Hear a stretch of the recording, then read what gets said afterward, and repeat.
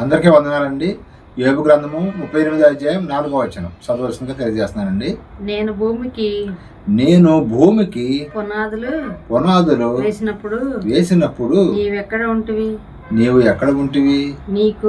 నీకు వివేకము కలిగి ఉన్న ఎడల చెప్పుము. ఇక్కడ యోబు గారికి ఒక ప్రశ్న వేయటం జరిగిందండి. నేను భూమికి పునాదులు వేసినప్పుడు నువ్వు ఎక్కడ ఉన్నావు అని అడగటం జరుగుతుందండి. మరి ఈ భూమే లేనప్పుడు మనిషి ఎక్కడ ఉన్నాడండి? చెప్పగలుగుతారు ఎవరన్నా? ఈ భూమి లేనప్పుడు మనిషి ఎక్కడ ఉన్నాడు? దేవుని ఆలోచన, దేవునిలో ఉన్నాడండి. తండ్రి అయిన దేవునిలో ఉన్నాడు. ఆ పాత నిబంధన కాలంలో అప్పటికి సర్వజ్ఞానం రాయించలేదు కాబట్టి పూర్తిగా అప్పుడు యోబు గారికి వచ్చినటువంటి డౌట్ అండి ఇది. భూమి లేనప్పుడు ఆయన ఎక్కడ ఉన్నాడంటే తండ్రి అయిన దేవునిలో ఉండటం జరిగిందనే విషయాన్ని అయితే గమనించవలసింది తెలియదు. Thank you so much.